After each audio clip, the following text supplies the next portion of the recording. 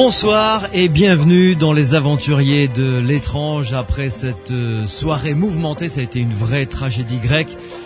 Avec cette arrivée en finale, avec ce carton rouge à Zinedine Zidane, il y a eu vraiment énormément de choses qui se sont passées dans le courant de ce match. C'est quand même assez extraordinaire, toutes les émotions contrastées que peut susciter ce genre de sport. Mais ce soir, nous allons parler d'une maison hantée très particulière puisqu'il s'agit du Petit Trianon à Versailles.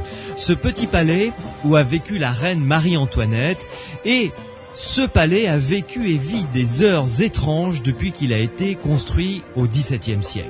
Didier Oudinot, mon invité, est l'auteur de 2 livres passionnants aux éditions JMG. Le premier s'intitule « Les lieux de l'au-delà » et le livre qui sera notre base de l'émission de ce soir s'appelle « Le mystère du Trianon ». À la fin de l'émission, je vous le dis, nous ferons le point sur l'expérience de télépathie à laquelle vous avez été nombreux et nombreuses à participer. Restez donc avec nous pour découvrir les résultats intéressants. Vous pouvez intervenir, bien entendu, dans le courant de cette émission par l'intermédiaire des SMS qui ne sont pas surtaxés, je vous le dis. Pour les SMS, c'est simple. Vous tapez Sud sur votre portable, vous laissez un espace, vous écrivez votre réaction, votre question, vous l'envoyez au 71 200. Revenons donc à notre invité, Didier Oudinot, qui s'est plongé dans l'étude du mystère du Trianon, suite à une histoire étrange quand même qu'a vécu un de ses proches. Là où j'ai pensé réaliser quelque chose de plus important, c'est quand il y a eu un phénomène de hantisme qui s'est passé dans ma famille, donc quelqu'un qui a croisé une autostoppeuse fantôme sur la route. Ah bon? Et ça m'a donné l'idée de faire des recherches là-dessus, et puis de publier toutes les données que je possédais sur les lieux hantés. Oui.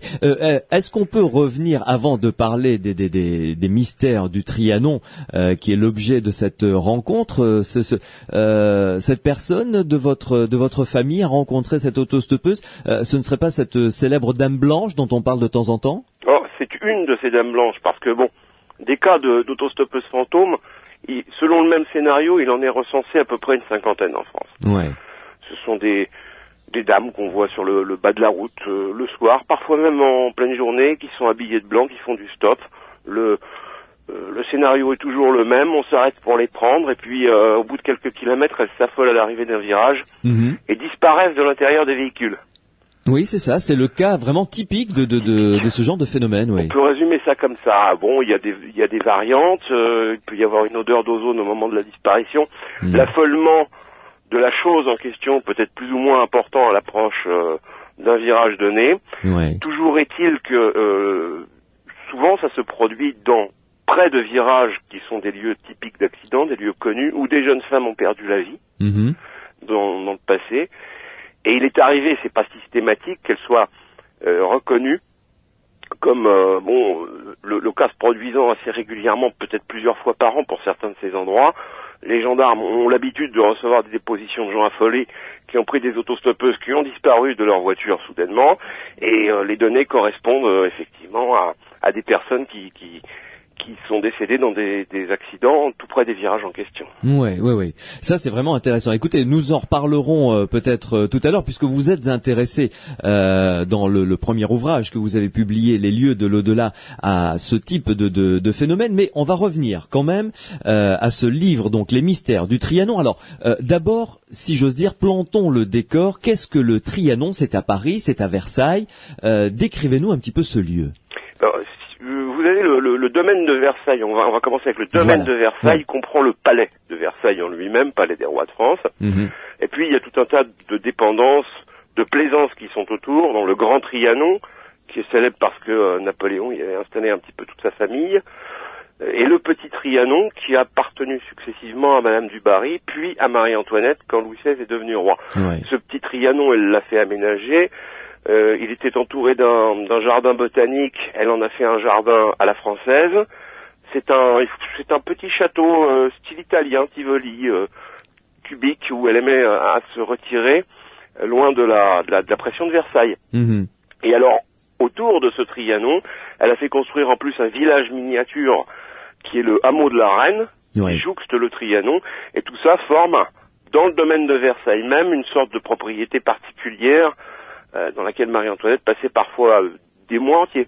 des Montiers. Alors je peux qu'inciter les gens à aller visiter, j'en profite à nouveau ces lieux, parce qu'on va en parler de ces lieux, mais le domaine de Marie-Antoinette à Versailles vient juste d'être restauré. C'est une restauration qui a duré assez longtemps. Ouais. Les travaux sont achevés et ça vaut vraiment le déplacement, y compris le hameau avec ses petites maisons coupées. Alors le hameau, c'est une véritable réplique romantique d'un village en quelque sorte. D'un village où les gens vivaient en autarcie. C'était le but. Vous savez, à cette époque, on parlait beaucoup de gestion raisonnable des terres, de jachères, de choses et autres. Et les grands, pas seulement en France, mais aussi en Autriche, aimaient à donner le là dans le domaine, en créant eux-mêmes leur petite unité, leur petit village de rêve, c'est-à-dire l'endroit où on pourrait se suffire à soi-même et vivre à la Rousseau. C'était ça le hameau de la Reine. Dans son esprit, les gens vivaient de leur lait, de leurs chèvres, enfin, et tout est en miniature. Je veux dire, les fermes sont des fermes, on y élève des animaux, bien entendu, mais elles sont plus petites que des fermes ordinaires, ça fait un beau village. Oui. Et alors, c'est un lieu qu'a voulu vraiment Marie-Antoinette, qu'elle l'a fait construire pour elle, hein, ce hameau. Qu'elle a fait construire pour elle sur 4-5 ans. Les dernières constructions, je crois que c'est la grande ferme, remonte à 1789. Donc vous voyez, elle était à la veille de la Révolution, encore complètement enferrée dans cette idée de village idéal. Mais elle y passait beaucoup de temps. Quand elle quittait Versailles pour plusieurs semaines. Elle est parfois restée jusqu'à 3 mois à vivre au domaine. Alors elle allait à Trianon, et puis quand elle voulait se retirer, eh bien elle allait au hameau où elle avait une maison qu'on voit encore, qui vient aussi d'être restaurée. Une charmante grotte, et c'est dans cette grotte qu'elle a appris que les Parisiens en octobre 89 encerclaient le palais de Versailles. Donc vous voyez, l'intimité des lieux avec Marie-Antoinette est évidente. Et encore, quand l'intimité du hameau ne lui suffisait pas, elle avait un boudoir, l'ultime refuge de Marie-Antoinette. Pour vous dire comme ces lieux sont imprégnés d'elle. Ah, complètement. Alors, décrivez-nous quand même, parce que ça c'est important, la personnalité de cette femme, de cette reine de France, Marie-Antoinette. Elle est tout en paradoxe. Parce qu'elle donne de très bons conseils de gestion à son peuple. Mais elle était dépensière, incroyable. Très dépensière, elle n'a pas le sens des réalités. Disons que toutes les années de son règne, ça n'a pas cessé d'être une énorme dégringolade. Une dégringolade dont elle a rendu compte. C'est-à-dire que peu à peu, le peuple a commencé à la honnir, et puis c'est devenu très très grave avec l'affaire du collier, où on l'accusait d'avoir trempé dans cette histoire de collier avec le cardinal de Rohan, un collier que le trésor de la France à l'époque ne pouvait pas payer. Ça donnait lieu à toute une affaire politique qui s'est retournée contre Marie-Antoinette, et franchement elle a rien vu venir, et en 89 c'était la femme à tuer en France. Oui, vraiment. Et pourtant c'était quelqu'un de pas foncièrement mauvais. Elle n'avait pas le sens des réalités, c'est-à-dire qu'elle venait d'une famille autrichienne, sa mère était régnante, s'occupait beaucoup de ses affaires.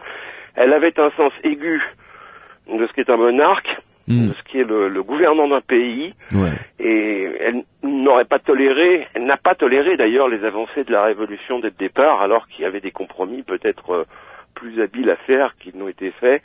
Elle a beaucoup joué double jeu tout au long de la Révolution pour contrer cette révolution naissante, et forcément ça s'est retourné contre elle de la manière que vous savez. Ah bah la plus dramatique qui soit. C'est pas une femme qui avait, je vais pas dire qu'elle avait la tête sur les épaules, c'est une très mauvaise plaisanterie, mais elle n'a pas vu l'évolution de son temps. Et alors, parlons maintenant avant d'aborder dans quelques minutes, après une première pause, la hantise du Trianon, dont on disait, vous l'avez relevé dans votre livre, dès le Directoire, que le Trianon a été tenté. Ça, on va y revenir. Mais parlons de l'exécution des derniers jours de la reine Marie-Antoinette. 1793, l'exécution de la reine de France a quand même été un moment très particulier. Au mois d'octobre, oui, c'était un moment très particulier. On lui a fichu un peu la paix. Après l'exécution de son mari, la Convention s'est aperçue qu'elle existait, et dès lors elle était condamnée à mort. Il fallait la tête de l'Autrichienne. Celle de Louis XVI ne suffisait pas, mais elle a vu tout ça avec un certain dégagement. Dans un sens, il faut se mettre à la place de cette femme qui avait quand même beaucoup de sentiments pour son époux qu'on avait coupé en deux, beaucoup de sentiments pour ses enfants qu'on avait enfermés avec elle au temple. Elle voyait pas l'issue de cette affaire, ça allait de mal en pis. On l'a séparée de ses enfants, Quand elle a été à la conciergerie, elle était séparée depuis plusieurs mois du dauphin, du deuxième dauphin. Elle avait déjà perdu un premier dauphin, un premier enfant, puis une fille. C'était quelqu'un d'assez aigri lorsqu'est arrivée la Révolution. Et disons qu'elle a subi les événements en martyr. Ça se voit jusqu'aux ultimes minutes, le passage de la charrette dans Paris. David l'a croquée pendant qu'elle était dans cette charrette qui la conduisait à l'échafaud. Elle a une mine hautaine, malgré qu'elle soit dans un fichu blanc. On voit que ces événements, elle est ailleurs. Et je suis persuadé qu'elle est au beau jour de Trianon, parce qu'elle aimait beaucoup cet endroit-là. Et elle avait comme ça un pouvoir, Marie-Antoinette, de déplacer ses pensées pour quitter le morbide, et c'est ce qu'elle a dû faire, et se trouver dans le bonheur, c'est ce qu'elle a dû faire aux derniers instants de sa vie. À mon avis, elle était à Trianon, dans sa tête. Elle l'a été tout le long de sa détention à la conciergerie, d'ailleurs. Il faut voir à la conciergerie ce qu'était la cellule de la reine, pour comprendre quel calvaire elle a passé là tout le temps de son incarcération. C'est une toute petite cellule microscopique dans laquelle entre déjà très peu de lumière, mais qui était fermée par des paravents métalliques au niveau des fenêtres. C'était sinistre. Et elle s'est peu à peu détachée de tout ça. Elle a vécu son procès avec beaucoup pas d'insouciance, mais de soumission. Sauf à partir du moment où on lui a reproché des crimes d'inceste avec son fils. Là, forcément, une mère ne pouvait que se soulever, mais c'est le seul moment où on l'a vu réagir. Et ensuite, l'exécution en elle-même, donc vous le disiez, en octobre 1793, on a du mal à imaginer ça de nos jours. Autant de monde assemblé autour d'un échafaud, autour de la guillotine, Marie-Antoinette attachée sur cette planche basculante, et ensuite le couperet qui tombe, et surtout l'assistant du bourreau qui montre la tête au peuple. Ça, c'est c'est très chaud. Et l'image la plus poignante peut-être dans cette exécution, c'est ce qui s'est passé dans les heures qui ont suivi. J'ai toujours beaucoup aimé cette image de la chute d'une reine. On a emmené son corps sur une brouette, la tête entre les jambes, avec sa robe blanche maculée de sang, pour aller l'enterrer dans un endroit à l'époque tenu secret. Heureusement, quelqu'un a vu par une fenêtre qu'on l'enterrait. C'était dans le cimetière de la Madeleine. Et c'est comme ça qu'on a réussi à retrouver sa dépouille après. On a pu récupérer les restes royaux au moment de la Restauration, parce que on l'enterrait à côté, pas très loin de Louis XVI. Et le pire, c'est qu'elle n'a pas... Et là, les fossoyeurs ils l'ont laissé sur l'herbe. Il était 15h, c'est l'heure où on déjeunait à l'époque. On déjeunait à 15h. On faisait un copieux repas le matin, on déjeunait à 15h, on dînait, on soupait. On faisait 4 repas. Ils étaient partis déjeuner. Ils sont revenus à la lueur des flambeaux. Il faut s'imaginer cette reine restant là sur le gazon près de son trou creusé, ou en cours de lettres, la tête entre les jambes, la robe maculée de sang, dans la solitude la plus totale pour un frère décédé. Et puis ils sont revenus comme ça à la lueur des flambeaux après avoir bien mangé. Et la nuit commençait déjà à tomber. C'était la nuit tombée qu'on a refermé la tombe sur Marie-Antoinette.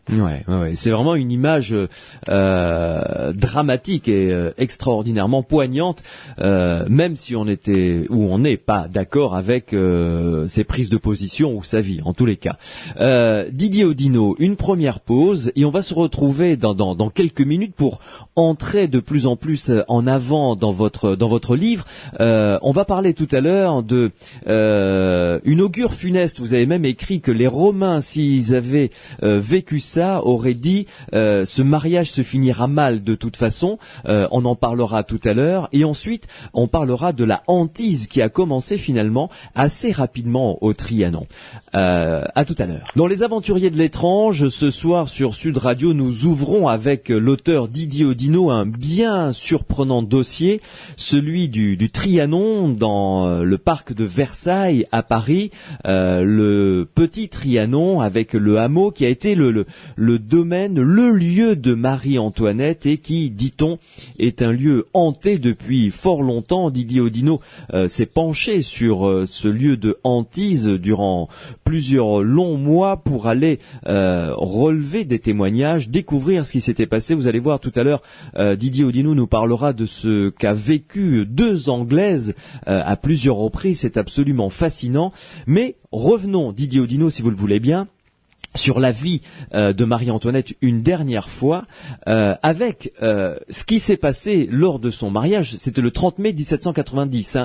Une augure funeste qui s'est passée. Il y a eu un drame qui a coûté la vie à plusieurs dizaines de personnes. Oui, dans ce mariage, tout avait d'ailleurs très mal commencé. C'est un mariage qui s'est fait d'abord par procuration. Ouais. Louis XVI ne se déplaçait pas en Autriche pour si peu. Donc, on a marié Marie-Antoinette avec un représentant de Louis XVI. Voilà. Ensuite, on l'a traînée jusqu'aux frontières. Il a fallu il y a tout un rituel. Il a fallu qu'elle change devait rien ramener d'Autriche. Elle devait arriver en France pour toucher de nouvelles robes, recevoir tout. On l'a même séparée de son petit chien. Enfin, ce voyage et ce passage de la frontière, c'était quelque chose d'assez particulier. Et tout le long du voyage en France, par Strasbourg, etc., il y a eu des petits signes comme ça, franchement, vous savez, les Romains tenaient beaucoup à ces signes du jour, 3 corbeaux qui passent dans le ciel. Bon, mais là, c'était encore plus clair, 3 corbeaux qui vont signifier que la journée va mal se passer. Dans le cas de Marie-Antoinette, c'était beaucoup plus clair. Et l'apothéose des signes curieux qui auraient fait qu'un Romain, dans ces cas-là, aurait rompu l'alliance, rompu le mariage. Ah, oui. C'est le jour même de la cérémonie à Paris, tout près de la place de la Concorde. Là où le roi et la reine vont être exécutés. Où les deux devaient être guillotinés, Louis XVI comme Marie-Antoinette, à quelques dizaines de mètres de là, il y avait un feu d'artifice, et comme ça arrive quelquefois, surtout à ces époques-là, un départ de feu d'artifice a créé un incendie où des dizaines de personnes ont trouvé la mort. Alors pour une cérémonie de mariage, évidemment, il y a mieux. Ça s'appelle vraiment un très mauvais augure. Ah oui, ça c'est la Shkumun qui commençait déjà. La Shkumun, et puis par la suite, dans ce mariage, tout n'a pas été heureux. Enfin tous nos auditeurs connaissent l'histoire de ce Louis XVI qui avait un mal fou à procréer jusqu'à ce qu'on l'opère, qui n'était pas d'une vérité folle. Non. Un mariage qui a mal débuté comme ça, et puis la reine qui était jeune, qui dans le même temps voyait beaucoup de gens tourner autour d'elle et s'épanouissait un peu dans la folie, vous voyez, par dépit, et c'est comme ça qu'elle s'est séparée des masses populaires qu'elle ne croisait pas, dont elle n'imaginait même pas l'existence. Vous savez, quand on lui dit que les Parisiens manquent de pain, et qu'elle conseille qu'on leur donne de la brioche, je suis pas certain qu'elle faisait un mauvais mot, elle ne savait pas ce qui se passait dans les rues de Paris. Oui. C'était, il y avait un abîme entre ce que vivait Marie-Antoinette au quotidien et ce que vivait le peuple, qui était dans une misère noire. Surtout du fait du spectaculaire de Versailles, qui est une ville dans la ville, un endroit très renfermé, dont on ne voyait pas grand-chose de l'extérieur, et d'ailleurs tout à fait symbolique. Les premiers mouvements de la Révolution, à part la prise de la Bastille, quand les choses deviennent sérieuses, ça se traduit par une émeute qui est conduite vers Versailles pour ramener à Paris la famille royale, pour que le mitron, le boulanger, tout le monde soit là et puisse un peu voir la misère du peuple. Donc, premier phénomène de la Révolution, les extirpes de Versailles. C'est bien pour vous montrer que c'est comme si on leur arrachait un bandeau des yeux. Ouais. Alors, parlons maintenant de ce lieu qui va être le théâtre de notre dossier. Il est abandonné, ou presque, une fois que la Révolution est passée par là. Le Trianon a même été à un moment un endroit complètement désert. Ah oui, il y a eu beaucoup de casse à Versailles pendant la Révolution. Il a même été question pendant un moment de détruire complètement le palais. C'était devenu un lieu abandonné. Il y a eu la vente du mobilier. Après, c'était plus qu'une coquille vide. La vente aux enchères a duré des mois et des mois. Ouais. Tout a été racheté d'ailleurs principalement par des étrangers et surtout des Anglais. Cette coquille vide, on savait pas très bien quoi en faire. Les carreaux étaient cassés partout. C'est ouvert à tout vent. Un abri même quasiment pour son domicile fixe. Et Trianon a été sauvé parce que c'est devenu, sous la Révolution, sous le directoire, une guinguette. On y dansait. C'est vrai. Un lieu de bal. Exact. Ouais. Ça a été sauvé comme ça. Mais déjà, curieusement, il courait des traditions. On voyait de drôles de choses dans les jardins du Trianon. Ouais. Du petit Trianon. Il était déjà de tradition qui apparaissent régulièrement le fantôme de la reine elle-même. Et à l'époque, tout le monde avait en tête son allure, son visage, c'était quelque chose de très connu. Ouais. Elle a été, dès le départ, pour ses apparitions, reconnue comme revenant de temps en temps visiter son hameau. C'est très curieux. Vous voyez que ce phénomène de hantise n'est pas n'est pas nouveau. Complètement. Alors, abordons par ordre chronologique l'histoire de ces hantises. On pourrait commencer par cette Anglaise, Miss Jourdan, en 1900, qui a vécu de drôles de choses. Oh, mais vous savez, ça avait commencé et en 1870 aussi avant, avec un enfant. 1901, 1907, 1908, ce sont peut-être les apparitions les plus flagrantes. Bon, mais il y a un témoignage. Bon, il y a de premières apparitions dès le directoire. Et figurez-vous, qu'est-ce qu'on voit au directoire? On voit souvent Marie-Antoinette du côté de sa grotte, là où elle a appris c'est une petite grotte, c'était un endroit de refuge où elle avait volontiers boudé. Comme je vous l'ai dit tout à l'heure, c'est là qu'elle a appris que les Parisiens encerclaient Versailles. Ouais. C'est là qu'elle a quitté pour toujours Trianon, c'est depuis cette grotte. On a commencé à la voir par là. Et on la voit toujours par là, vous voyez, depuis le directoire. On l'a vu aussi, parfois derrière les fenêtres de la laiterie du hameau. Comme on l'a dit tout à l'heure, le hameau, c'est un petit village en miniature. Et il y a une laiterie où la reine faisait elle-même ses fromages dans une baratte en porcelaine marquée à ses chiffres. C'est un endroit qu'elle aimait beaucoup. J'ai pu le visiter parce qu'on pouvait pas visiter la laiterie il y a encore quelques années. J'ai pu m'en faire ouvrir les portes. Tout respire Marie-Antoinette, c'est assez fabuleux dans cet endroit. Et là, dès le directoire, on commençait à voir sa forme parfois derrière les fenêtres, on la reconnaissait, c'est fugace. Les gens passaient, revenaient, il n'y avait plus rien. C'était une apparition fugace. Et puis vers 1870, il y a eu le cas d'un enfant qui, en se promenant dans le domaine de Versailles, a vu passer une chasse à courre qui n'avait rien au niveau vestimentaire de ce que étaient les chasses à courre en 1870. Il raconte ça à ses parents. Et les parents étaient fort étonnés qu'on ait pu voir une chasse à courre à Versailles parce qu'on ne chassait plus en 1870 dans le domaine de Versailles. C'était une spécialité de l'Ancien Régime et c'était terminé depuis longtemps. Oui, tout à fait. Et ce garçon a vu des choses très précises quand même. Hein. Je veux dire, il a vu les personnages, leurs vêtements. Tout à fait. Celles des gens du comte d'Artois. Ça, un enfant de 10 ans peut pas inventer. Il a beaucoup insisté sur cette couleur verte qui revenait partout. Et on a reconnu là, effectivement, les livrées qui étaient portées par le frère du roi Louis XVI, futur Charles X, quand il chassait par là, d'ailleurs. Le vert était sa couleur favorite, et ça a failli être celle de la Révolution, mais on l'a pas prise justement parce que c'était la couleur emblématique du frère de Louis XVI. Oui, tout à fait. Et il parle également, vous le citez, de la présence d'une dame très charmante dans une belle robe. Lui n'a pas vu de dame. Alors là, ça a été vu par la suite. Lui, il a juste assisté à cette chasse à courre. D'accord. Cette chasse à courre. D'accord. La dame qui va être omniprésente dans les apparitions qui vont suivre commence à venir en 1900-1901, mais c'est exactement la même personne que celle qu'on voyait depuis le directoire battant ses fromages dans la laiterie ou près de la grotte. C'est exactement la même. Et c'est en 1901, avec le passage de 2 Anglaises on va en parler, à Versailles, que les choses commencent, comme vous le disiez tout à l'heure, tout à fait sérieusement. Et alors, vous dites sérieusement, et le mot est tout à fait juste, puisque énormément de scientifiques, d'artistes de renom vont se pencher sur ce dossier quand même. C'est pour bien dire à ceux et celles qui nous écoutent que ça n'est pas que de la légende. Einstein lui-même, quand il avait eu connaissance de cette histoire, parce qu'elle est devenue célèbre après la rédaction des mémoires de ces 2 dames, a pensé que ça justifiait sa vision de l'espace-temps qu'elles avaient trébuché dans l'espace-temps. Elles y ont quand même trébuché quelques heures parce que les phénomènes auxquels elles ont assisté, elles sont quasiment rentrées dans un décor qui n'était pas celui de 1901 autour du Trianon, mais qui était le décor de Trianon dans les années 1770-74. On a du mal à dater, hein. C'est très curieux. C'est comme si plusieurs couches de strates de temps s'étaient additionnées les unes sur les autres pour former un décor imaginaire, un décor de rêve, celui dans lequel elles sont tombées.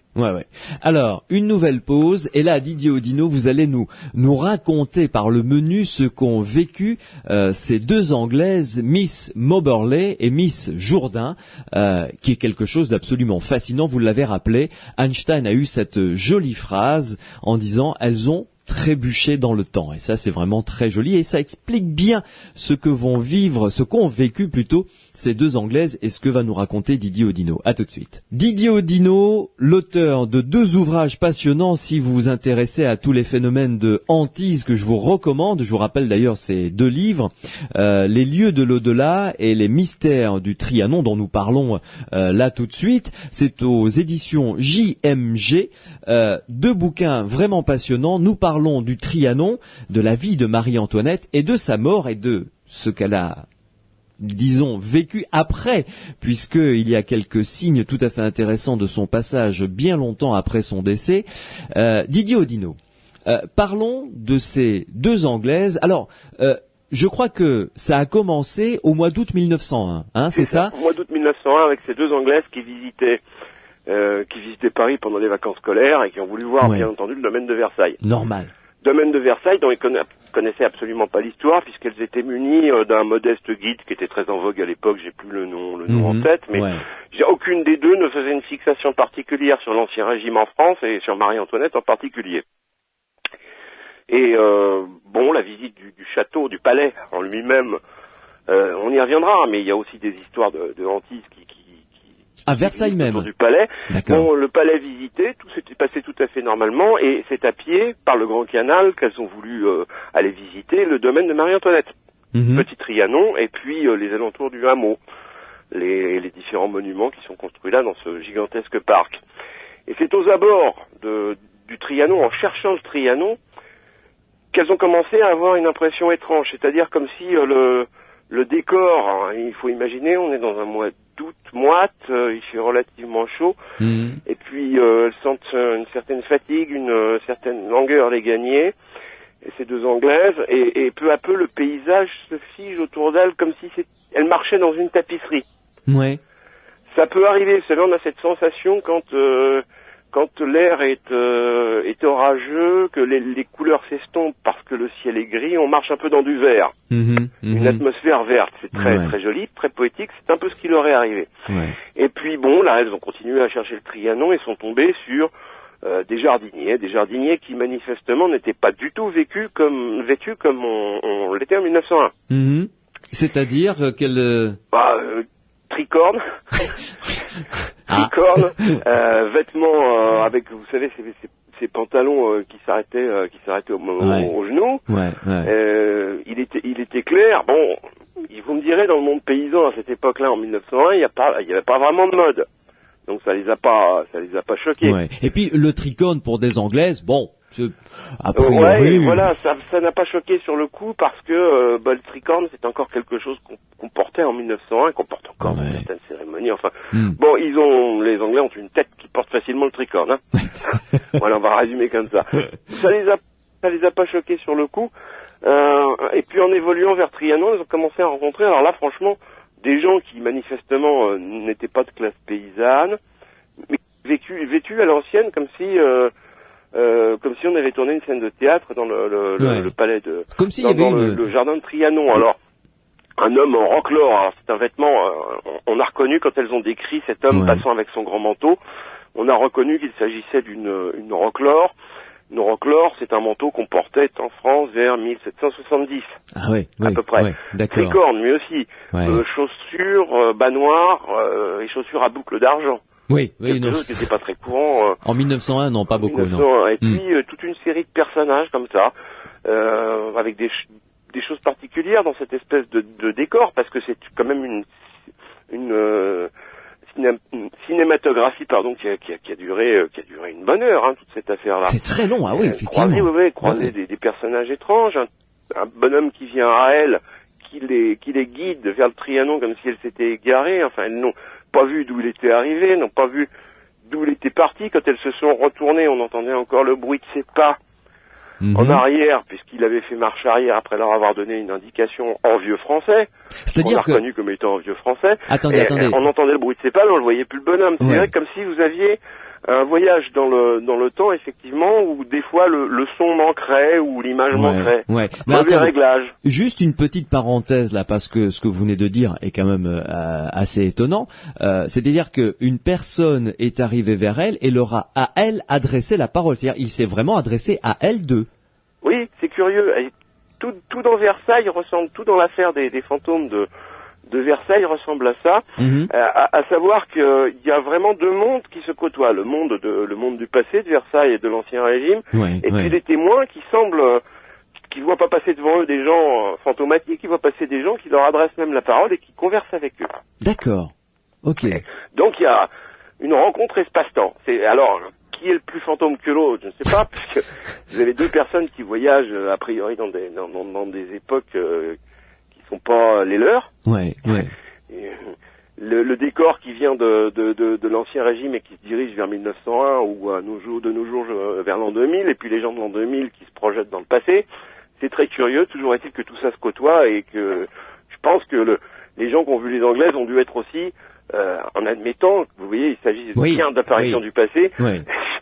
Les témoins de 1770, 1774, 1780, qui ont dû croiser ces deux dames bizarrement vêtues, ont dû les trouver effroyablement laides. Ah oui. Noir, habillés en noir, c'est ce que c'est le strict du costume anglais dans les années 1900, vous voyez pas dépasser un mollet. Ah oui, non, les époques victoriennes n'étaient pas réputées pour leur olé olé. Non, ça on est d'accord. Mais alors, dites-moi, est-ce qu'elles ont fait d'autres rencontres? Parce que vous venez de nous dire que c'est ces deux Anglaises, donc Miss Moberley et Miss Jourdain, dont on ne peut pas mettre la foi en doute, parce que c'était deux dames extrêmement sérieuses, voire très strictes, voire austères. Est-ce qu'elles ont fait d'autres rencontres de personnages plus importants, peut-être? Plusieurs personnages, dont certains elles ont parfaitement décrit des personnages qui ont été reconnus comme faisant partie de l'entourage de Marie-Antoinette dans les années qui ont précédé la Révolution, et surtout quand elles sont arrivées devant le Trianon, en trouvant le Trianon, eh bien au pied du Trianon, du côté des escaliers, assise, il y avait une jeune femme vêtue d'un châle vert, si ma mémoire est bonne, qui était en train de dessiner. Et cette jeune femme, par la suite, telle qu'elles l'ont décrite, ça ne pouvait être, c'était très ressemblant, ça ne pouvait être que Marie-Antoinette. Elles se sont approchées d'elle, et il y a eu pas un échange de mots, mais un échange de regards, qui témoigne encore du fait qu'elles pénétraient dans un monde qui n'était pas le leur. C'est pas une hantise tout à fait traditionnelle, celle de Versailles. C'est particulier. Les gens se côtoient réellement. Et puis ensuite, elles sont montées jusqu'au Trianon, et là, elles ont une impression bizarre. Vous savez, c'est comme je vous le disais tout à l'heure, par moments c'est le son qui manque, c'est une cinéphilie qui est incomplète. Par moments c'est le son qui manque, par moments ce sont les images qui manquent dans ce voyage dans le temps. Et elles sentaient des frôlements de robes autour du Trianon, elles entendaient des chuchotements comme si des gens étaient autour d'eux, invisibles. Mais surtout, ce qui les a frappés, c'est cette vision de cette femme dessinant, et c'est tout ce qui a déterminé la naissance, disons officielle, puisque je vous ai dit tout à l'heure que dès le directoire, on avait commencé à voir une étrange dame se promener dans le parc, mais la naissance officielle de la tradition relative à la hantise du domaine de Versailles par Marie-Antoinette. Mais comment cette première aventure s'est terminée? Parce que je suppose que au fur et à mesure, ces dames ont dû commencer à se poser des questions. Et comment est-ce qu'elles en sont, entre guillemets, sorties? C'est très curieux parce que, comme on l'a dit tout à l'heure, tout ça leur paraissait bien bizarre. Mais enfin, on est à Versailles dans un domaine touristique, qu'il y ait des reconstitutions, des choses étranges qui se passent, c'est encore admissible. C'est vrai. Sur le coup, ça les a pas étonnées. Après, quand elles ont échangé des considérations sur ce qu'elles avaient vu dans le parc, qu'elles se sont aperçues qu'elles avaient vu la même chose, qu'il y avait des choses qui étaient anormales, que parfois elles n'avaient pas vu la même chose. Et qu'elles ont décidé d'un commun accord de raconter chacune de son côté, de coucher sur le papier la narration de leur visite des alentours du Trianon. Intelligent comme réaction, ça, qu'elles ont décidé chacune d'écrire de leur côté sans se concerter. Sans se concerter, et de manière à ce que ce qui avait été vu reste sans que ce soit enjolivé par des faux souvenirs. On peut mentir sans être menteur, c'est-à-dire que se remémorer des phénomènes en les modifiant un peu. Donc elles ont couché dès le départ sur le papier tous leurs témoignages, et c'est ce qui leur a permis plus tard, quand même dizaines d'années plus tard, de faire un livre sur ce qu'elles avaient vécu dans le domaine de Versailles. Et elles sont revenues par la suite, parce que tout ça les avait fort intriguées, Elles sont revenues ensemble en 1902, 1904, 1908, je crois. Oui, vous l'avez déjà 1904. Ouais. Après, l'une des deux est revenue toute seule en 1908. Et à chaque fois, il leur est arrivé, comme si elles étaient un petit peu prédestinées, il leur est arrivé de voir des choses effectivement qui étaient normales dans le décor, mais d'une façon moins flagrante que la première fois en 1901. C'est vrai, c'est vrai. Une pause et ensuite on va essayer de comprendre, parce que quand même ça soulève pas mal de questions, ce qu'ont vécu Miss Moberley et Miss Jourdain. Donc c'était au mois d'août 1901 en visitant le Trianon. Elles l'ont visité comme peu de gens l'ont visité. Didier Audineau, à tout de suite. Les aventuriers de l'étrange sur Sud Radio ce soir vous emmènent dans un dossier de hantise absolument fascinant avec Didier Audineau qui lui a consacré un livre à ce dossier. Ce livre s'intitule Les mystères du Trianon avec comme sous-titre Voyage vers l'au-delà. C'est vraiment ce qu'a vécu ces deux dames anglaises dont Didier Audineau nous parlait tout à l'heure, Miss Moberley et Miss Jourdain. Donc ça s'est passé au mois d'août 1901 lors de la visite du Trianon. Elles auraient croisé Marie-Antoinette elle-même en train de dessiner, comme elle le faisait très souvent, comme ça, devant le petit Trianon. Didier Audineau, lorsque vous avez enquêté, vous êtes allé au Trianon, vous en avez parlé évidemment autour de vous, aux responsables du petit Trianon, aux gens qui y travaillent. Est-ce que ça les étonne ? Non, pas du tout. Alors vous voyez, justement pour cette enquête, j'ai voulu faire les choses dans l'ordre. Je connaissais déjà, j'y allais beaucoup étant jeune, c'était un endroit très agréable, les jardins du Trianon, du petit Trianon en particulier. Ouais. Mais je me suis dit, autant faire les choses bien, tu connais, c'est parfait, tu vas écrire au conservateur du domaine de Versailles dans son ensemble, peut-être que tu auras des renseignements plus importants. Puis dans un sens, c'est gênant aussi d'écrire un livre sur un monument historique si on ne rencontre pas ceux qui sont chargés de sa gestion. Ça fait un petit peu coup fourré. Donc j'avais écrit au directeur des domaines de Versailles sur cette affaire, sur ces affaires de hantise, et curieusement, lui, ça l'étonnait pas du tout. Il m'a fait un courrier en m'expliquant que des hantises comme ça, il n'y avait pas comme 1901 qui s'en étaient produits, des apparitions en particulier de Marie-Antoinette ou de personnages bizarres de l'Ancien Régime n'ayant rien à faire dans le décor moderne du Trianon. Ouais, ouais. Et il m'a dit, on a même des jardiniers ou des guides qui ont déjà vu de ces choses-là et je vous autorise à prendre contact avec eux. D'accord. Ce que j'ai fait. Donc je me suis rendu au domaine de Versailles où j'ai pu rencontrer des jardiniers qui effectivement eux-mêmes ont croisé parfois d'étranges personnages. Donc à notre époque, vous voyez, moi j'ai écrit ce bouquin il y a à peine quelques années, mais mes enquêtes, puis je vais encore m'y promener régulièrement, ce sont les mêmes jardiniers, soit qui ont vu eux-mêmes des choses étranges, soit qui ont reçu des témoignages de visiteurs qui les questionnaient sur le fait de savoir si on tournait un film à Versailles qui aurait pu justifier qu'il y ait des gens qui se baladent comme ça en costume d'un autre temps. Ouais. Avec toujours comme vedette principale dans ces apparitions cette étrange femme qu'on voit souvent dessinée vers le petit Trianon ou vers le grand Trianon, ou tout simplement errer dans le parc près de sa grotte.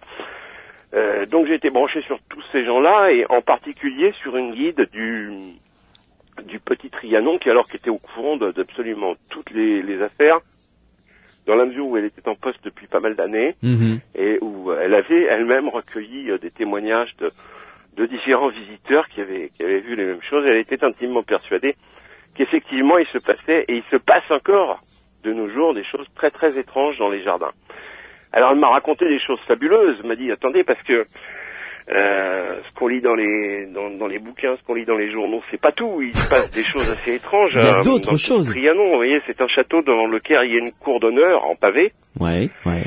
Il m'a dit, il arrive parfois, matin, l'après-midi, le soir, qu'on entende un carrosse, un bruit de carrosse, de roues ferrées de carrosse, rentrer dans cette cour d'honneur sur les pavés, bruit typique avec les sabots des chevaux, mais avec une porte de la cour d'honneur fermée et la cour vide.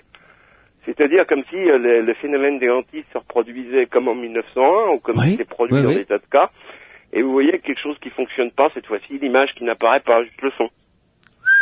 Oui, d'accord. Et puis il y a le soir des formes fluorescentes, phosphorescentes, qu'on pourrait dire être des fantômes qui se promènent dans le petit Trianon, dans le jardin qui se trouve, le jardin de la Française qui se trouve derrière le petit Trianon.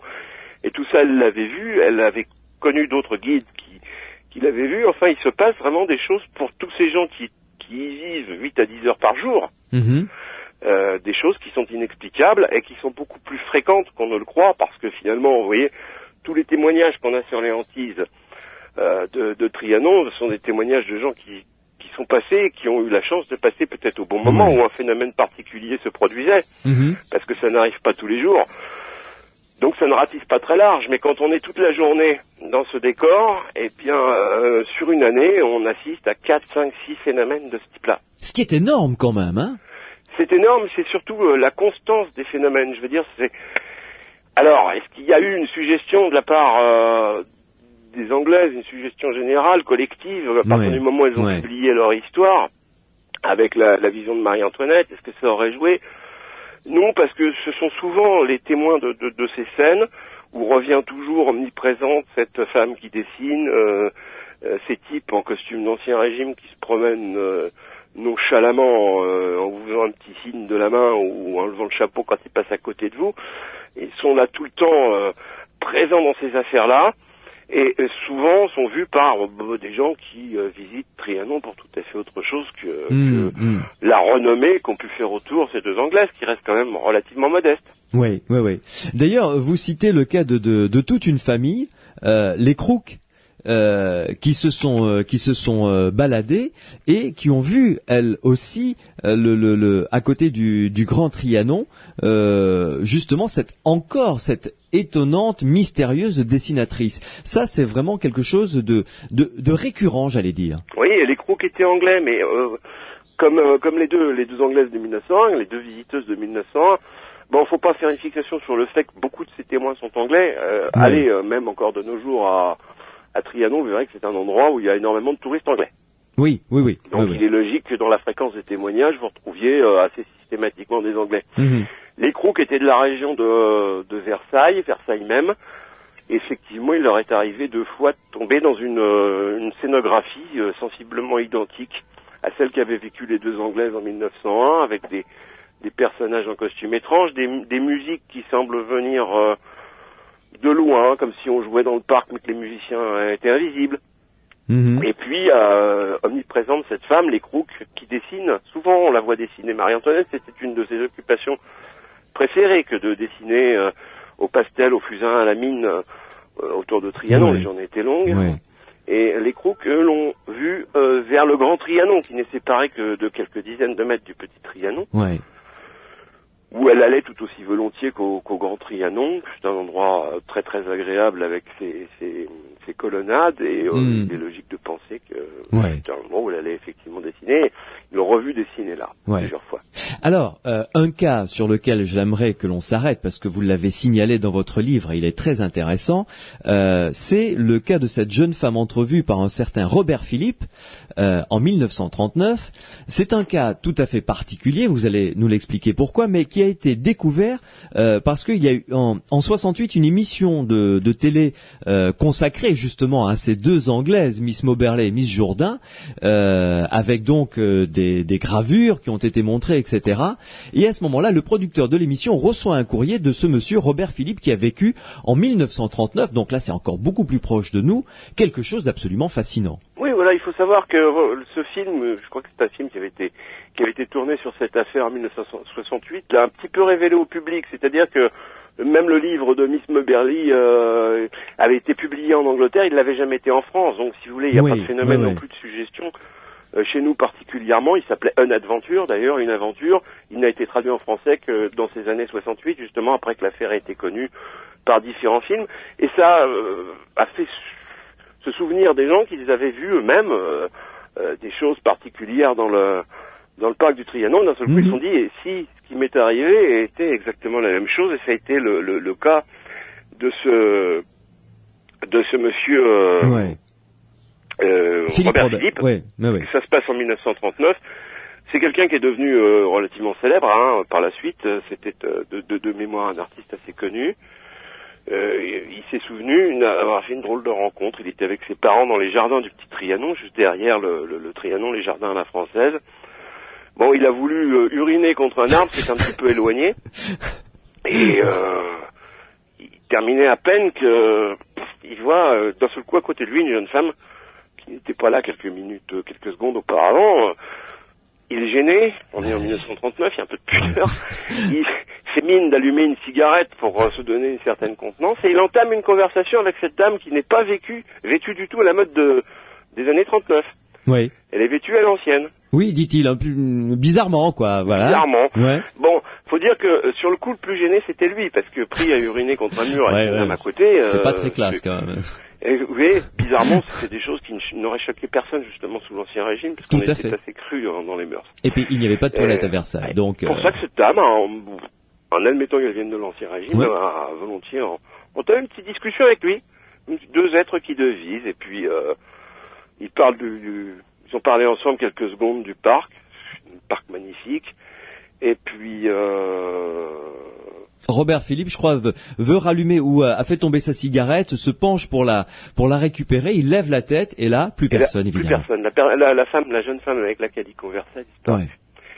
A disparu, et les propos étaient assez amusants parce que c'est comme si le fantôme, en admettant que ce soit celui de Marie-Antoinette, elle a eu conscience de son état de fantôme. C'est-à-dire que Robert Philippe lui a demandé si elle était de la région, elle lui a dit « j'habite à Trianon ».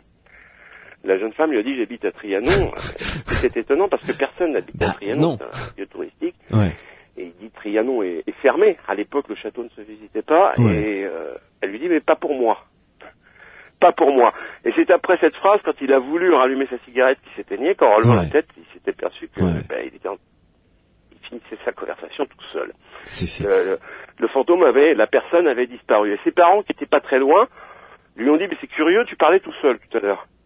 Oui. C'est-à-dire que lui était le seul à avoir vu cette femme à ses côtés. Ouais. Il s'en est souvenu, et puis il a jamais fait le rapprochement avec un quelconque cas de hantise particulier à Versailles, bien qu'il ait toujours été certain qu'il avait vu quelque chose de particulier qui pourrait très bien se rapprocher effectivement des phénomènes de hantise. Ouais. Et là où l'idée a collé, c'est quand en 68 il y a eu cette émission sur ce phénomène qu'il a un peu fait découvrir par toute la France. Et il a dit mais je l'ai vue cette femme. Je l'ai vue cette dame. Je l'ai vue, donc elle n'apparaissait pas seulement au directoire, elle n'est pas apparue seulement dans les années 1870, elle apparaissait encore en 1939 et comme je vous l'ai dit, d'après les témoignages que j'ai pu recueillir, elle apparaît encore plusieurs fois par an à notre époque. Oui, justement. Alors, on va faire une pause, là, Didier Oudinot, et on va conclure sur ce dossier et parler peut-être d'autres cas de hantise sur lesquels vous vous êtes penché, mais là qui se font partie de votre livre précédent qui s'intitule Les lieux de l'au-delà. On va terminer dans quelques instants après cette pause, donc, avec quelques conseils que vous allez nous donner à ceux et celles qui nous écoutent cet été. Si on a l'occasion de monter à Paris, d'abord aller visiter Versailles parce que ça vaut vraiment le détour, c'est vraiment très beau. Puis c'est un haut lieu de l'histoire de France, le Grand et le Petit Trianon. Et peut-être avec vos conseils aurons-nous le plaisir, enfin je sais pas si c'est un plaisir, de vivre quelque chose de particulier. À tout de suite, Didier Oudinot. Didier Oudinot, l'auteur de 2 livres, entre autres, parce qu'il a écrit plusieurs livres sur des trésors enfouis, mais là, ce sera notre invité pour une autre émission où on consacrera l'émission à ces trésors qui peuvent nous faire rêver et qui sont l'objet de fantasmes divers et variés. Didier Oudinot, là, dans la collection Témoins d'au-delà, a écrit 2 livres passionnants, Les mystères du Trianon. On en parle depuis un peu plus d'1 heure maintenant avec lui. C'est aux éditions JMG. Et puis un autre livre, Les lieux de l'au-delà, toujours chez JMG Éditions. Si vous aimez les phénomènes de hantise, si vous vous y intéressez, ce sont 2 livres tout à fait incontournables. Didier Oudinot, comme je l'avais dit tout à l'heure avant de faire une petite pause, quelques conseils lorsque l'on va aller, je l'espère, visiter Versailles à Paris, quand on va monter à la capitale, découvrir le Grand ou le Petit Trianon ou le hameau. Quelques conseils pour peut-être croiser quelqu'un d'étrange. Oh, quelques conseils qui vont être pas... Alors c'est pas automatique, vous savez, moi je me suis rendu plusieurs fois dans les jardins du Trianon, c'est un endroit que j'adore, surtout vous y allez le matin en été, il fait très frais parce que la verdure entretient une certaine fraîcheur, vous y allez en canicule, c'est un véritable paradis, mais j'ai jamais rien vu.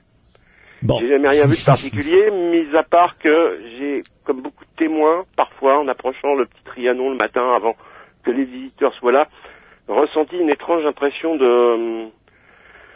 de langueur, de mélancolie, pratiquement de dépression. C'est très curieux parce que ça m'arrive pas en d'autres lieux, ça m'est pas toujours arrivé systématiquement au Trianon, mais ça m'arrivait quand j'approchais le petit Trianon avant ça m'est arrivé quand j'ai approché le petit Trianon avant son ouverture, et c'est un sentiment un petit peu dérangé, comme si vous dérangez un monde qui appartient à la nuit, vous voyez, comme si le Trianon la nuit appartenait à autre chose qu'au monde des vivants. Bon, le principal conseil, moi j'ai rien vu, donc à part cette curieuse impression, mais il y a quand même une constante dans tous les témoignages que j'ai pu recueillir, c'est que très très souvent les apparitions se déroulent en été par les périodes de forte chaleur et principalement par les temps orageux, un peu comme ceux qu'on a connus là au début du mois de juillet. Là c'est souvent au mois d'août parce que les orages sont encore plus fréquents, mais ça arrive souvent au mois d'août et par ces temps orageux. Alors, s'agit-il d'une concomitance entre phénomènes électriques entre eux qui pourraient agir sur ce fameux espace-temps dont parlait Einstein et nous faire basculer? C'est possible, mais il faut qu'il y ait de l'électricité dans l'air, effectivement. Et donc, s'y rendre à cette époque-là, pas nécessairement en hiver, j'ai pas rencontré beaucoup de témoignages relatifs à des apparitions ayant pu avoir lieu en hiver, peut-être parce que justement sous l'Ancien Régime, les jardins de Trianon n'étaient pas fréquentés en hiver, et que si des scènes ont dû se graver là-bas du passé, ce sont forcément des scènes estivales. Ensuite, le mieux qu'on ait à faire, c'est de reprendre un peu l'itinéraire, l'un des 3 itinéraires qu'ont suivi les Anglaises, c'est-à-dire de rejoindre déjà pour la beauté du paysage, de rejoindre le Trianon et le hameau de la Reine depuis le palais à pied, tranquillement, en longeant le Grand Canal, puis en tournant à main droite, et là en s'efforçant de revoir précisément les lieux visités par les 2 Anglaises, peut-être aurez-vous la chance de tomber sur une de ces étranges apparitions, mais comme je vous l'ai dit plusieurs fois et j'insiste, elles sont relativement fréquentes et encore à notre époque sans véritable usure. Et oui, vous l'avez dit, ceux qui y travaillent vivent, je ne dirais pas fréquemment, mais quand même relativement souvent, ce genre de phénomène, de rencontres ou de sons, comme vous le disiez tout à l'heure, ça c'est fascinant, dans la cour du Petit Trianon, alors que la porte est fermée, dans la cour d'honneur du Petit Trianon, entendre un carrosse arriver comme ça, avec le bruit des pas sur les pavés, des chevaux, enfin c'est étonnant, ça c'est vraiment surprenant. Et il faut pas perdre de vue que les principales apparitions se font pas tellement, à part la laiterie dans le hameau. La laiterie, on a dit tout à l'heure que c'est un des monuments du hameau qui est réputé avoir toujours été hanté par Marie-Antoinette, qu'on a vu souvent battre de faire ses fromages là-bas. Mais c'est surtout les alentours du Petit Trianon qui sont l'objet de ces incessantes visites du passé, et en particulier les jardins qui se trouvent derrière, de l'autre côté de la fameuse cour d'honneur.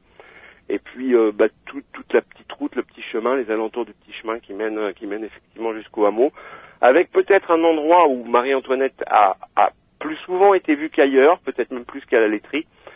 C'est vers sa fameuse grotte, qui était encore en cours de restauration il y a quelques années, mais qui est maintenant ouverte au public. On peut aller voir. C'est un endroit très charmant où des gens croisent encore une dame vêtue à l'ancienne qui ressemble tout à fait à Marie-Antoinette, parce que maintenant, c'est quelqu'un de très facile à reconnaître.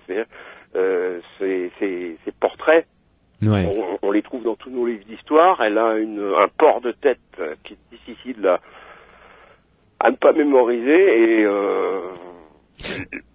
les gens qui ont croisé là-bas une apparition de femme près de la grotte ont souvent reconnu systématiquement, même pratiquement Marie-Antoinette elle-même. Didier Oudinot, tout à l'heure, juste avant de refermer ce dossier, vous nous aviez dit que il y avait également des cas d'apparition, mais à Versailles, dans le palais lui-même. Oui, c'est arrivé moins fréquemment que des choses étranges soient vues dans le palais qu'aux alentours du Trianon, mais c'est arrivé. C'est arrivé en particulier, ça arrive souvent, mais vous savez, on se demande, ça doit pas étonner grand monde, parce que le château de Versailles, le palais de Versailles, pourrait très bien avoir des guides costumés ou remettre de temps en temps des gardes comme on en avait au porte à l'ancienne, pourquoi pas. Donc ça, c'est moins choquant, mais il y a le cas particulier d'un enfant, ça doit se dérouler de mémoire dans les années 70, qui a décrit à ses parents toute une scène qu'il avait vue dans une des pièces avant la fermeture du château, où il voyait des hommes qui étaient enivrés à l'ancienne. Les parents, eux, n'avaient rien vu. Lui, le gosse était étonné qu'il y ait eu comme ça des gens costumés dans le palais. Bon, puis ce témoignage n'est pas unique, Mais il y a pire que ça, c'est un conservateur en chef des monuments du palais lui-même, donc un architecte. Ah oui, puis pas n'importe qui, donc. Enfin, pas n'importe qui a témoigné que lui-même, dans sa carrière, 2 fois, alors avait vu des choses inexplicables. Je cite ses propos à peu près, qu'on ne peut comprendre que lorsqu'on a une connaissance parfaite de ce qu'était le château dans le passé. Donc lui, c'était le cas, il savait où s'ouvraient des portes qui n'existent plus. Exact. Et on peut supposer qu'il a vu des choses comme ça, parce qu'il s'étend pas sur le sujet, il nous dit pas ce qu'il a vu exactement, mais d'après ce qu'il dit, ça laisse entendre qu'il a vu effectivement des ouvertures de portes, des choses comme ça, qui avaient disparu depuis 2-3 siècles, et qui, à un moment de son passage dans le château, de façon fugace, se sont révélés à lui comme si, il y avait une projection du passé dans le temps. Une espèce de glissement comme ça, tac, qui passe, et des choses semblables sont arrivées un horloger qui travaillait au château, qui était chargé de réparer, restaurer et entretenir, et surtout remonter toutes les horloges du palais. Il y en a près de 300. D'accord. Ah oui, il fait ça régulièrement, le soir, après les visites, avec un itinéraire qui est toujours le même, des gants blancs, c'est assez spectaculaire, paraît-il. C'est étonnant, à voir, des gants blancs pour pas salir les horloges. Et plusieurs fois, en se promenant dans le palais désert, il lui est arrivé lui aussi de voir des scènes qui n'appartenaient pas à notre époque. D'accord. Et ça, c'est un témoignage que je tenais de lui-même, j'y ai relevé, vous voyez, bien avant de commencer à m'occuper de cette affaire-là, mais ça m'avait beaucoup étonné. Ce monsieur était albinos, alors avait-il des capacités particulières que posséderaient les albinos dans les choses du passé? Mais non, finalement, vous voyez, c'est pas le seul.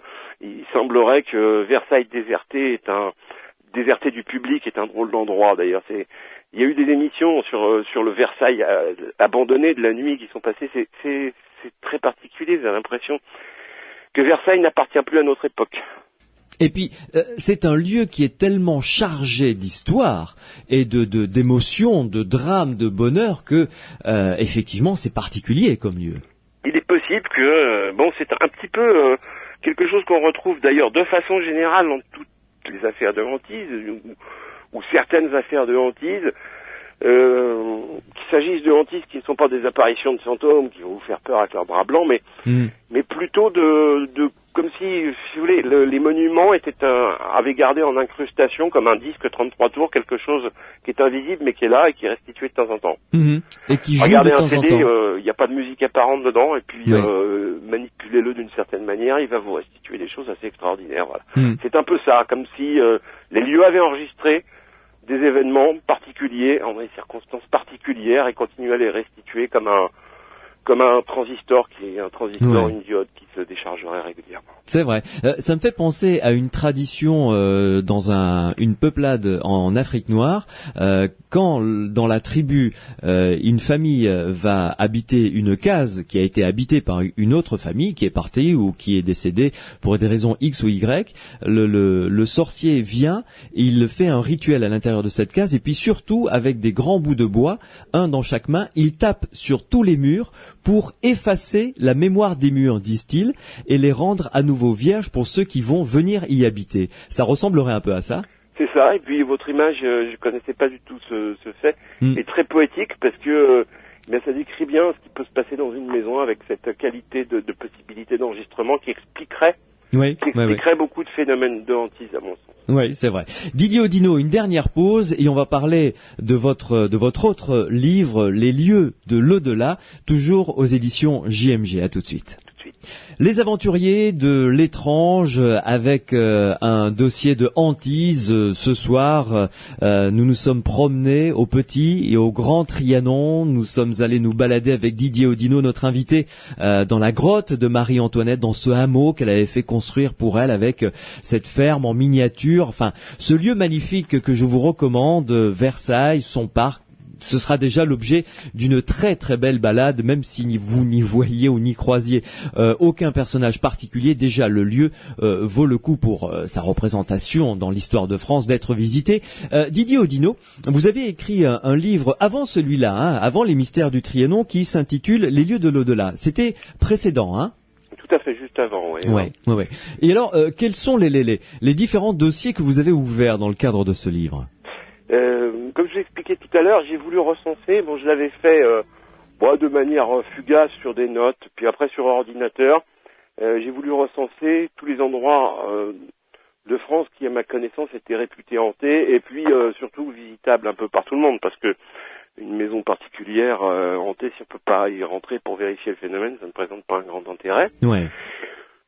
Et ce qui m'a décidé à faire cet ouvrage, c'est lorsque quelqu'un dans ma famille, comme je vous le disais au tout début de l'émission, il lui est arrivé le malheur de prendre sur la route une de ces autostoppeuses fantômes. Oui, il y en a une cinquantaine de cas en France, des endroits particuliers où apparaissent de ces femmes en blanc qu'on charge en véhicule, qui font du stop et qui, au bout de quelques kilomètres, disparaissent parfois dans des cris, des larmes ou de l'affolement de toute façon à l'approche d'un virage.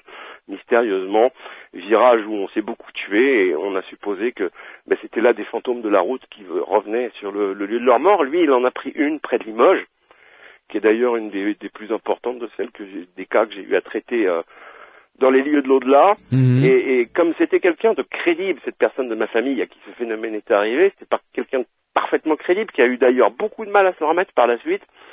Et je me suis dit, il y a quand même quelque chose, c'était un témoignage intéressant qui prouve qu'il se passe peut-être des choses très très intéressantes sur les routes de France. Alors j'ai commencé à enquêter, en plus de mes histoires de fantômes d'ordre général, sur ces autostoppeuses fantômes. J'ai recueilli toutes sortes de témoignages, de coupures de journaux. J'ai commencé d'ailleurs par enquêter sur l'affaire de celle de Limoges. Ça se trouve près de Nexon, un petit village du Limousin, juste à côté de Limoges. Près de Nexon, hein, vous dites. Nexon. Ouais.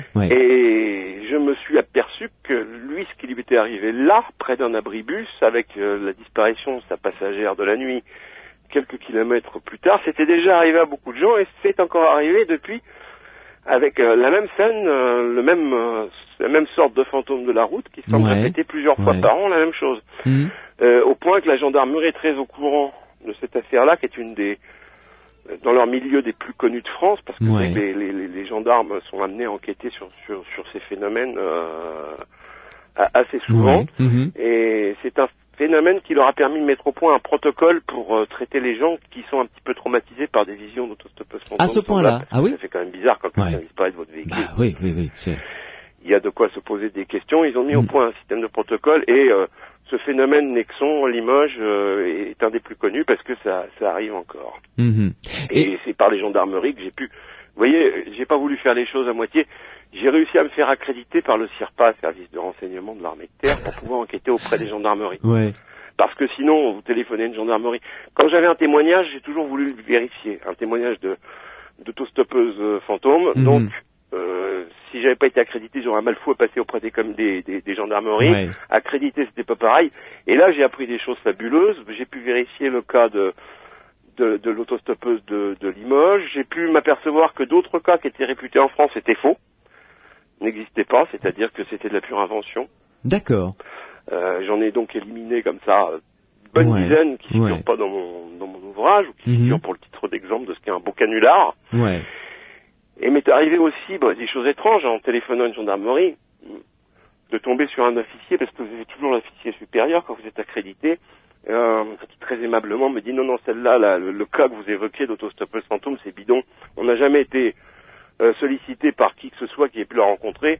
Par contre, il y en a un qui est pas connu, c'est à tel pont, à côté, alors je raconte cette histoire dans mon bouquin, où effectivement c'est 2-3 fois par an qu'une autostoppeuse est prise par une voiture et disparaît du véhicule. Et ils me disent, curieusement, les journaux ne se sont jamais intéressés à ce cas de ce pont-là en particulier, alors que nous, on est sollicité plusieurs fois par an et par des témoignages qui sont tout à fait concordants et de gens qui ne se connaissent pas entre eux.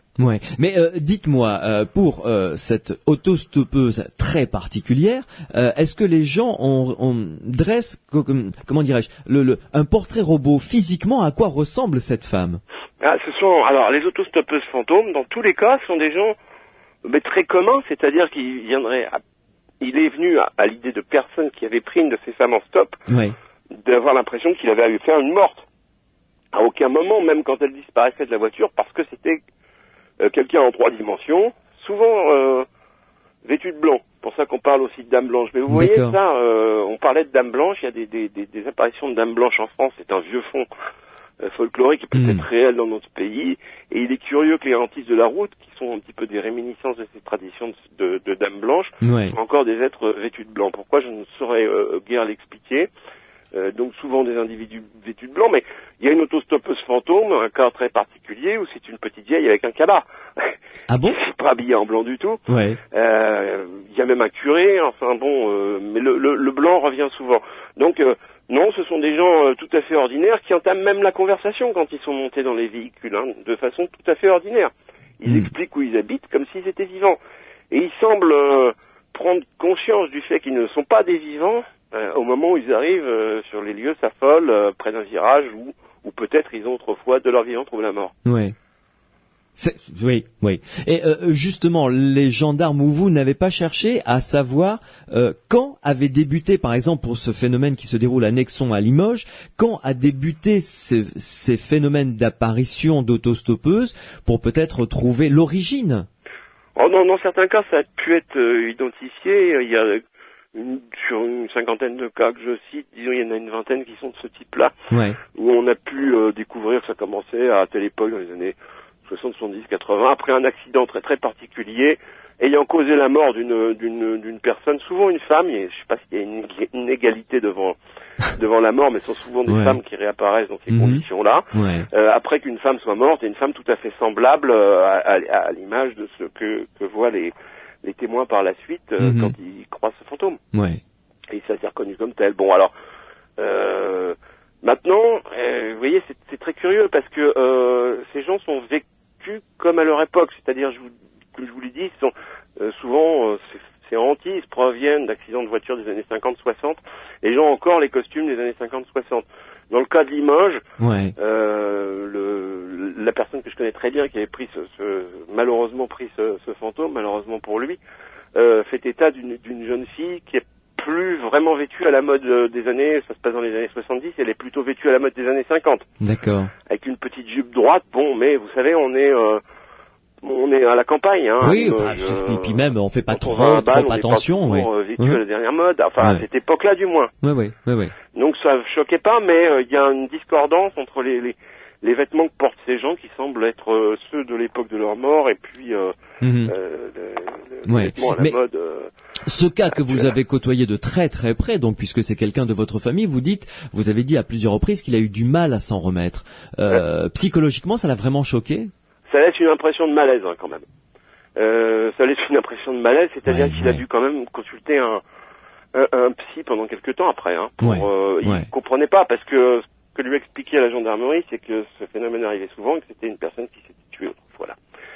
Et là, vous vous trouvez soudainement confronté à un rapport étroit avec la mort auquel vous n'étiez pas prêt à être confronté, et évidemment, ça vous posez des questions, parce que vous avez vu quelqu'un qui est en chair et en os, on vous explique qu'il est mort, qui a mystérieusement disparu sous vos yeux en quelques secondes, et il s'en est pas remis. Et moi, j'ai eu un peu la même impression, vous savez, m'est arrivé l'année dernière, vers Noël, de passer sur une route et de voir une dame en blanc sur le bas-côté, entre deux villages, mais alors vêtue d'une manière tout à fait particulière.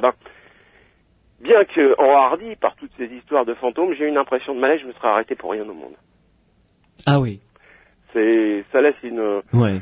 C'est très curieux à voir. Bon, je ne vous dis pas que je sois vraiment passé à côté d'une autostoppeuse fantôme, mais c'est quelque chose de très curieux. Alors j'ai vécu une appréhension qui m'a laissé imaginer celle qu'a vécu le membre de votre famille. Qui, eux, effectivement, ont assisté à la totalité de la scène. Ouais, très particulier. En tout cas, Didier Oudinot, merci de nous avoir emmenés comme ça sur ces sentiers aussi fascinants qu'étranges. D'abord des mystères du Trianon à Versailles, à Paris, et puis sur ces sentiers encore plus étranges de ces autostoppeurs ou autostoppeuses que certains d'entre nous peuvent croiser de temps en temps sur le bord des routes. En tout cas, bon, ils ne sont pas dangereux. Non, c'est-à-dire qu'ils semblent...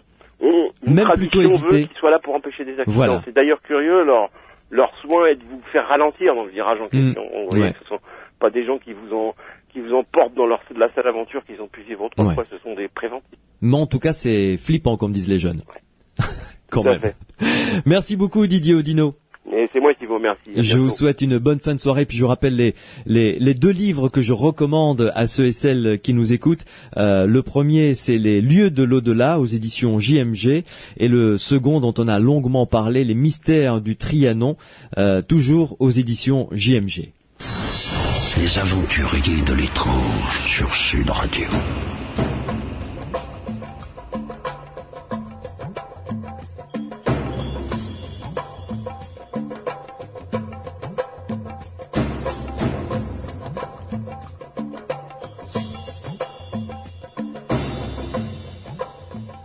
Je peux vous annoncer d'ailleurs que dans le cadre des aventuriers de l'étrange, pour la rentrée, car nous sommes avec toute mon équipe en train de préparer évidemment tous les sujets de cet été et de la rentrée. Nous avons déjà pas mal d'idées et pas mal de belles émissions que nous allons vous proposer.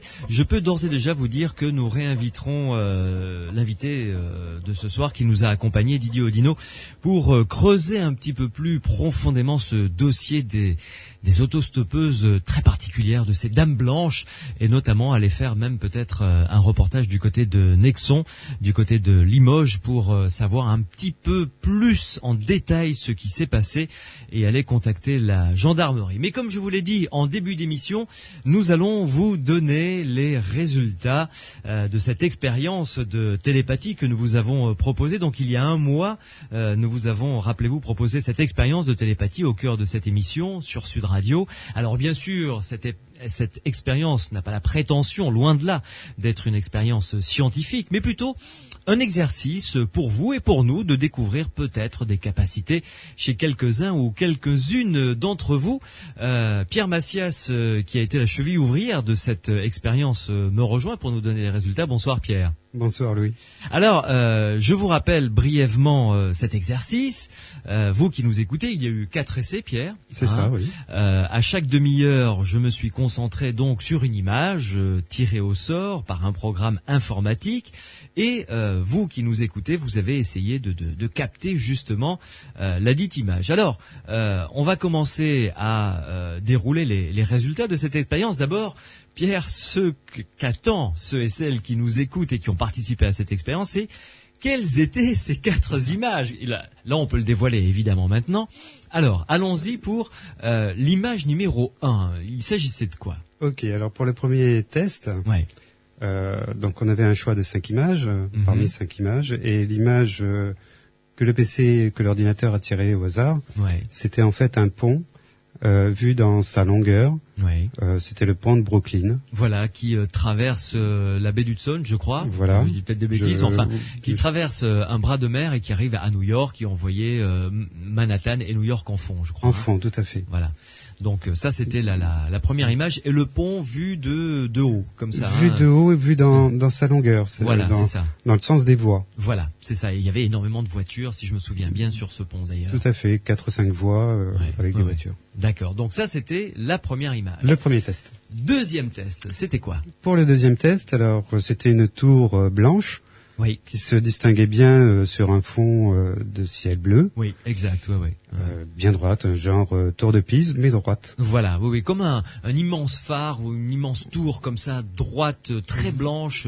Tout à fait. Très basique, d'ailleurs, comme image. Oui, très simple et très significative en fait. Oui, tout à fait. Troisième test, quelle était l'image? Le troisième test, c'était avec un deltaplane. Ah oui, exact, ça y est, je m'en souviens, oui. Alors on voyait une falaise sur la gauche, la mer sur la droite et le deltaplane. Qui frôlait la falaise comme ça, qui longeait la falaise et qui était en parallèle avec la falaise et la mer. Tout à fait. Belle image d'ailleurs, oui. Oui, très jolie. Et ensuite, la dernière. Plus ardue, la dernière, la quatrième. Oui. En fait, c'était des rayonnages de bibliothèque avec des livres tous identiques sur plusieurs rayonnages. Voilà, c'était très sobre, très un peu froid comme image d'ailleurs. Très froid, oui. Par rapport aux autres, c'était vraiment une ambiance complètement différente. Oui, tout à fait. Voilà. Alors, il faut bien rappeler que c'est le programme donc sur l'ordinateur qui tirait dans une banque de données d'images 5 images que je ne voyais pas. Ensuite, parmi ces 5 images, ce même programme tirait une image au sort. Voilà. Et c'est celle-là sur laquelle je me suis concentré à 4 reprises. Tout à fait. Alors, ensuite, donc le jugement des réponses, que les réponses aient été données par Internet ou par courrier. Ouais. Avec des dessins, avec des dessins. Il y a des gens on a eu qui beaucoup de dessins, oui. On a eu pas mal de dessins et très jolis, même en couleur. C'est vrai. C'est une bonne chose, ça. Oui, tout à fait, oui. Ouais. Est-ce qu'on peut commencer l'analyse? Alors, ce qu'on peut en tirer comme... Alors, sur l'analyse statistique est assez froide et elle était assez rigoureuse, assez, très hard, très inexpressif, je dirais. C'était un véritable challenge d'avoir un résultat statistiquement significatif, puisque sur les 4 essais qu'on a fait, il fallait avoir 3 bonnes réponses pour avoir un résultat statistiquement significatif. Et ce calcul statistique étant, pas un calcul rigoureux par manque d'échantillons. Donc c'était une approche de calcul. Oui, alors soyons clairs, c'est pas, encore une fois, on le répète, une expérience scientifique avec toute l'armada qu'il aurait fallu, avec des centaines et des centaines d'essais, etc. On est tout à fait d'accord. C'est vraiment un exercice auquel on s'est livré pour se faire plaisir, pour voir un petit peu ce que ça pouvait donner. Exactement. Et voir si on pouvait, je sais pas, tomber sur quelqu'un qui, comme ça, d'un coup, allait peut-être nous sortir quelque chose d'extraordinaire. Alors, disons-le tout de suite, il n'y a rien eu d'extraordinaire, mais en revanche...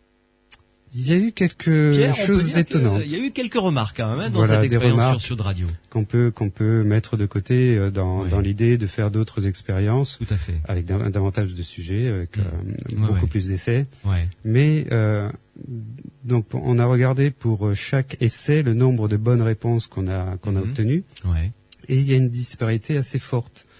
Sur le premier essai qui on a eu une bonne réponse, qui était le pont, ce fameux pont, qui allait à New York. C'est pas une image qu'on pourrait dire austère, mais enfin, elle n'inspirait pas grand-chose. Assez sophistiqué, assez compliqué. Assez un peu compliqué par les voitures, la mer et tout ça. Puis pour me concentrer là-dessus, c'était pas vrai. Alors en revanche, là où ça devient intéressant, c'est pour la deuxième image. Pour la tour blanche, on a eu 6 bonnes réponses. Et là, par rapport au nombre de réponses qu'on a reçues, c'est quand même un petit peu beaucoup. Enfin, on sent que c'est un petit peu beaucoup par rapport aux autres. Le test numéro 2, on a eu une seule bonne réponse. Et pour le test 4, on a eu aucune bonne réponse. Pour le test 3, vous voulez dire une seule bonne réponse. Oui, tout à fait. Et pour le test 4, 0 bonne réponse. Voilà.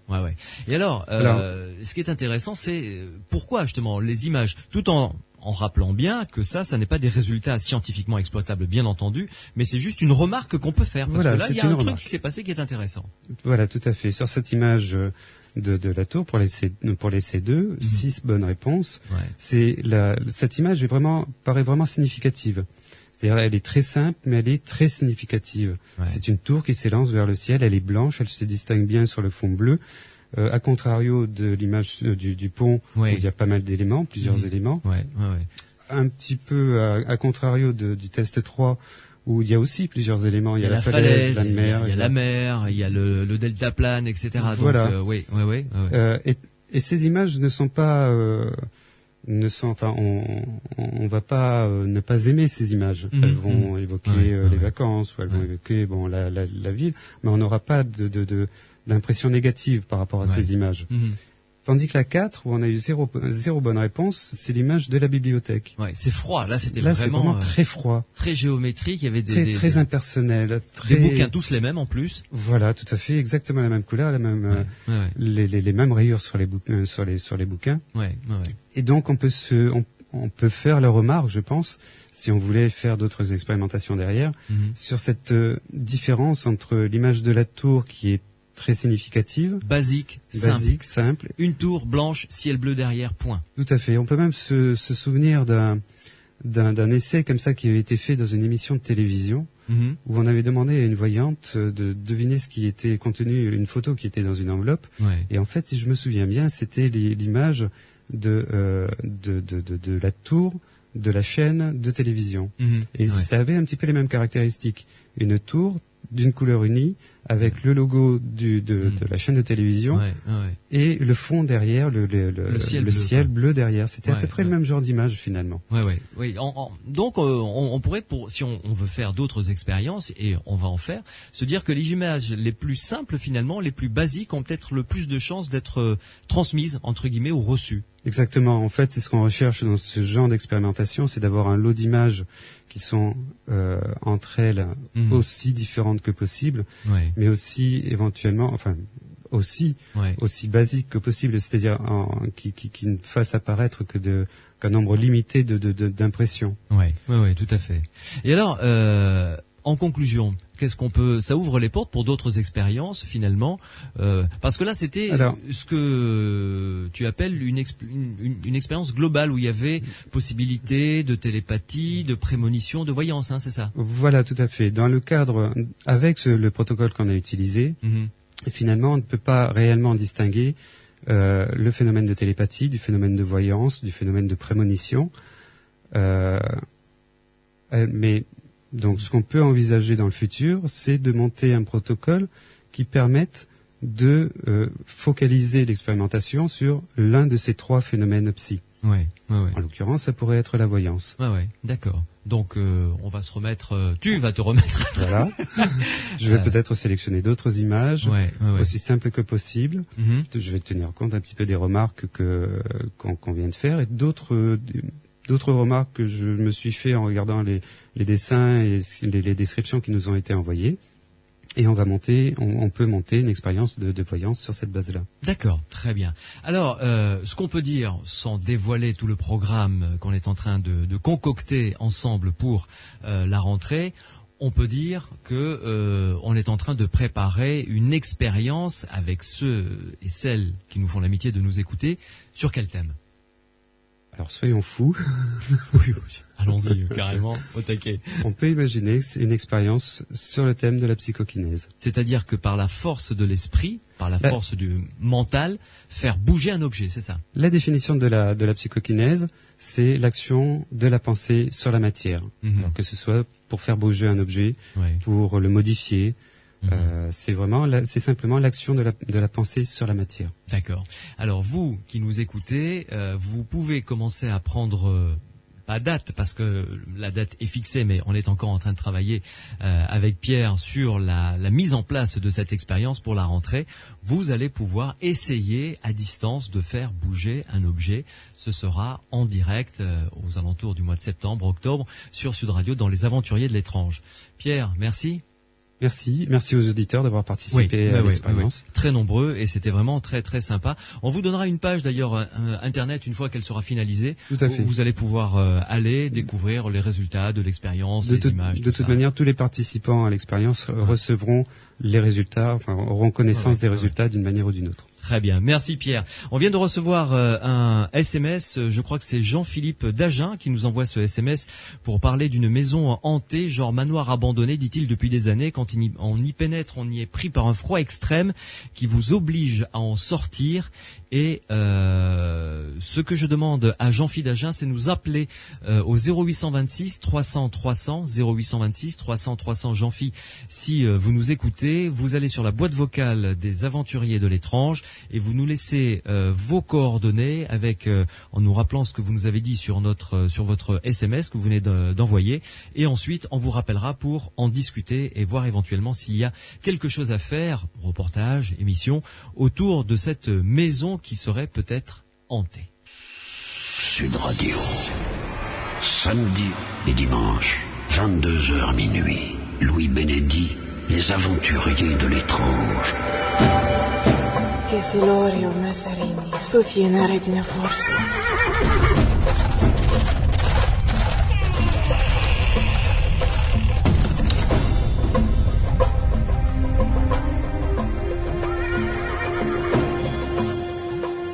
Merci encore pour votre fidélité. Je sais que vous êtes nombreux et nombreuses chaque samedi et dimanche soir à venir nous rejoindre sur ces sentiers étranges que nous explorons ensemble tous les week-ends sur Sud Radio. Je vous invite évidemment à venir nous rejoindre la semaine prochaine. Alors samedi, nous parlerons des apparitions. Nous ne serons pas loin d'ailleurs du thème de ce soir que nous avons traité avec Didier Audineau. Nous parlerons des apparitions au sens large et ensuite nous parlerons d'une apparition, de plusieurs apparitions en fait, mariales, c'est-à-dire la Vierge Marie, qui se sont déroulées dans les années 80 à Medjugorje, en Bosnie-Herzégovine. Nous recevrons un scientifique, Louis Bélanger en l'occurrence, qui a explorer ce dossier de manière très très pointue. Il sera donc avec nous samedi prochain dans les Aventuriers de l'étrange. Dimanche, nous parlerons avec Bertrand Meheust d'Alexis Didier, qui a été un voyant absolument prodigieux, qui a vécu dans la fin du 19e siècle, qui est mort à la fin du 19e siècle, qui a réalisé de véritables prodiges. Nous irons sur les traces d'Alexis Didier, donc avec cet invité. Je vous rappelle que nous avons besoin de vos témoignages pour commencer à mettre en place des émissions pour la fin de l'été et début septembre. Vous pouvez nous appeler au 0826 300 300 si vous pensez avoir vécu quelque chose de particulier, d'étrange, de paranormal, vous ou dans votre maison. Vous nous appelez au 0826 300 300, vous nous laissez votre message sur la boîte vocale des Aventuriers de l'étrange, mais surtout n'oubliez pas de nous y laisser vos coordonnées pour que l'on puisse vous rappeler. Et si vous vivez des choses particulières qui sont quand même difficiles à vivre, nous essaierons de vous mettre en relation avec les meilleurs spécialistes du cas que vous vivez pour vous apporter des réponses. 0826 300 300, vos témoignages sur la boîte vocale des Aventuriers de l'étrange. Merci à Grégory pour la réalisation de cette émission. Merci à Pierre Massias qui m'épaule régulièrement pour la construction de cette émission. Et puis merci également à l'équipe de France pour nous avoir fait vibrer comme ça pendant tout ce mondial. Rendez-vous pour d'autres aventures étranges la semaine prochaine. Bonne nuit.